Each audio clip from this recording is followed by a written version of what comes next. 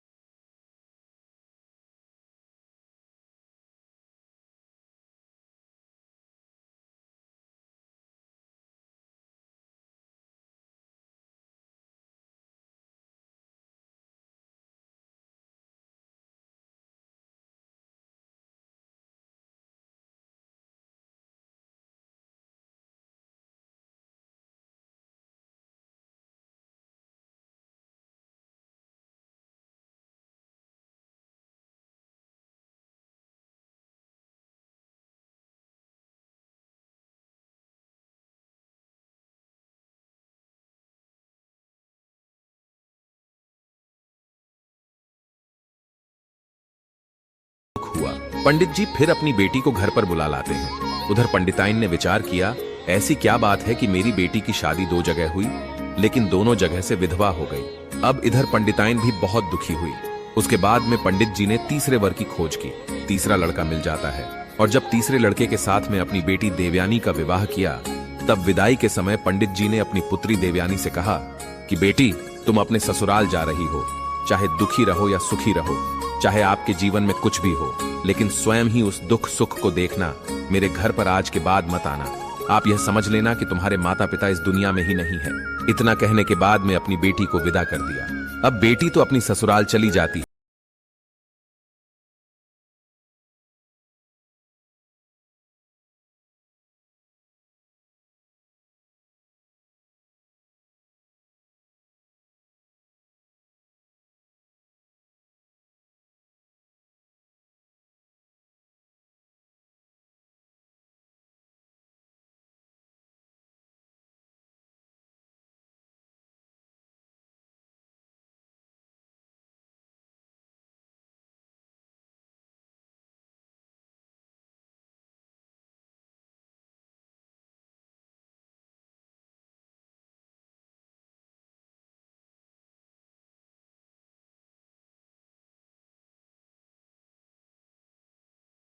पहले भी उसकी मृत्यु हो सकती है। हे प्रिय, अब हमारी उम्र भी हो चुकी है। हम अपनी पुत्री को कब तक बैठाकर खिलाते रहेंगे? कल को यदि हम ना रहे तो हमारी पुत्री यहाँ क्या करेगी? अगर वह अपने घर पर रहेगी तो क्या पता भगवान की कृपा होगी और उसके पास बाल बच्चे हो जाएं, तो बड़े आराम से अपना जीवन गुजार लेगी, ससुराल में व्यतीत कर लेगी। मित्रों, अपने पति की बात सुनने के बाद उस पंडित की पत्नी को अपने ऊपर बहुत शर्म आने लगी कि मैंने अपने पति को कितना बुरा भला कहा।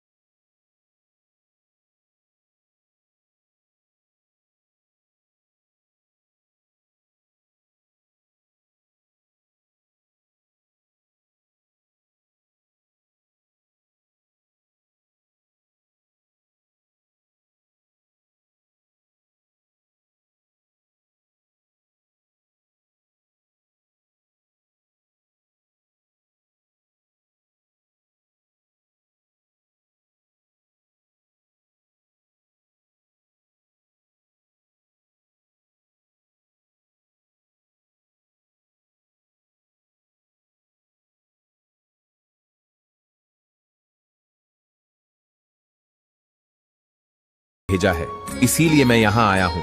जब माया की सास ने श्याम की बात सुनी तब वे माया से कहने लगी कि तुम जल्दी जाओ और अपने पिता की देखरेख करो। मित्रों, फिर आगे भगवान विष्णु कहते हैं कि हे देवी। तभी माया श्याम के साथ उसकी घोड़ा गाड़ी पर बैठकर अपने गांव की ओर चल देती है। जब घर जाकर उसने अपने पिता को अच्छे से देखा और उनकी देखभाल की तो धीरे धीरे उसके पिता के स्वास्थ्य में सुधार आने लगा। उधर माया का पति तो बाहर रहता था। माया अपने मायके आ चुकी थी।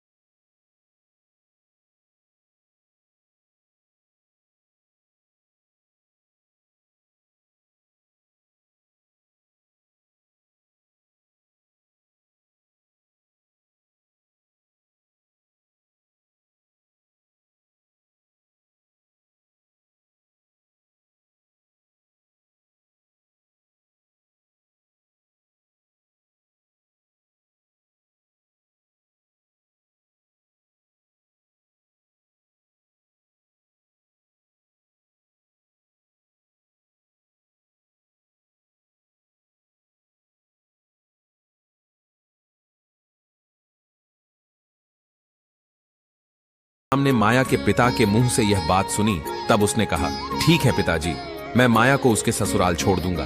मित्रों, फिर आगे भगवान विष्णु कहते हैं, हे देवी, अब क्या था। श्याम माया को उसके ससुराल छोड़ने के लिए अपनी घोड़ा गाड़ी पर बिठाकर ले जाता है। अब दोनों घोड़ा गाड़ी पर बैठकर जंगल के कच्चे रास्ते से होते हुए माया के ससुराल पहुंच जाते हैं। फिर उधर श्याम माया को उसके ससुराल में छोड़कर अपने घर को लौट जाता है। जैसे ही दोनों को 2-3 दिन व्यतीत होते हैं तो अब माया को श्याम की याद आई, क्योंकि वह जब अपने घर पर थी तो रोज झोपड़ी में श्याम से मिलने के लिए जाया करती थी। इसलिए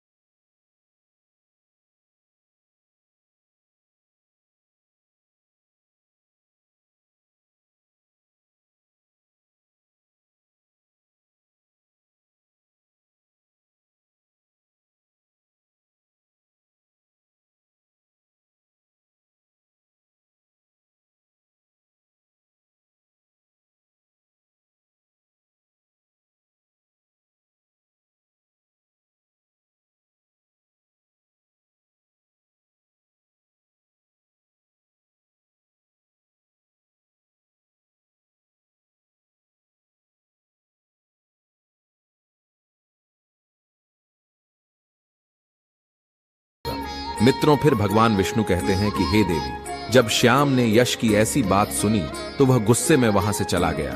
माया को अपने देवर यश की बात पसंद नहीं आई। माया तुरंत भागकर बाहर गई और श्याम से बोली, श्याम, तुम गुस्सा मत होना, मैं यश को सबक अवश्य सिखाऊंगी। तब श्याम ने कहा, ठीक है माया, अगर तुम ऐसा कहती हो तो ठीक है, अन्यथा मैं अब यहाँ पर कभी नहीं आऊंगा। इतना कहकर श्याम वहां से चला जाता है और इधर माया भी अंदर घर में पहुंच गई।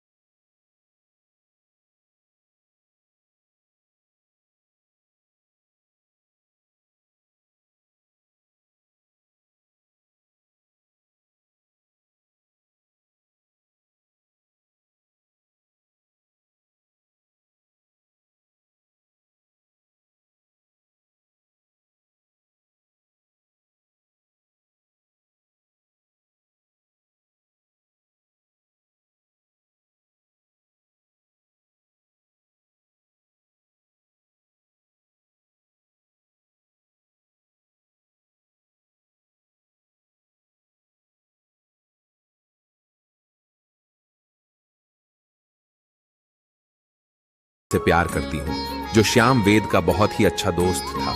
वेद ने अपनी पत्नी माया से कुछ नहीं कहा, बस इतना कहा कि अब तुम ऐसा करो, जितना जल्दी हो सके तुम मेरे घर से निकल जाओ और अपने प्रेमी श्याम के पास में चली जाओ, क्योंकि वही तेरे लायक है और वही तेरी अच्छी देखभाल करेगा। मित्रों, फिर क्या था, अब तो माया को छूट मिल चुकी थी।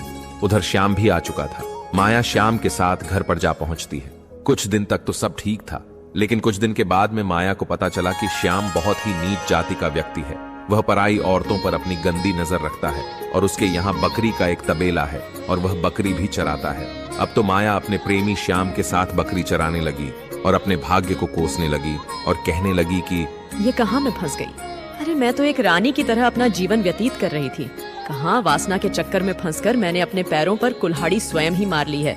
अब मेरा बुढ़ापा कैसे कटेगा।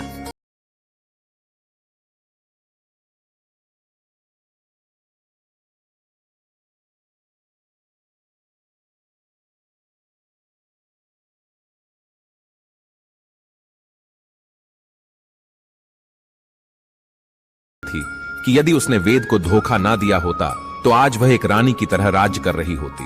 फिर भगवान विष्णु कहते हैं, हे देवी, स्त्री को आज तक ना कोई समझ पाया है और ना ही कोई समझ पाएगा। स्त्री एक ऐसा माया जाल है जो समय आने पर बदल जाता है। स्त्री अपनी हो या पराई, उस पर कभी भी भरोसा नहीं करना चाहिए। मित्रों, भगवान विष्णु आगे कहते हैं कि हे देवी, मैं खुद पता नहीं लगा सकता कि स्त्री के अंदर क्या चल रहा है। हमने स्त्री को बनाया जरूर है, लेकिन फिर भी मैं स्त्री के अंदर की बात को नहीं जान सकता। और इस संसार में ऐसा कोई नहीं है जो स्त्री के मन की बात जान सकता है। स्त्री कितनी भी भरोसेमंद क्यों ना हो, फिर भी उस पर भरोसा नहीं करना चाहिए। पता नहीं किस वक्त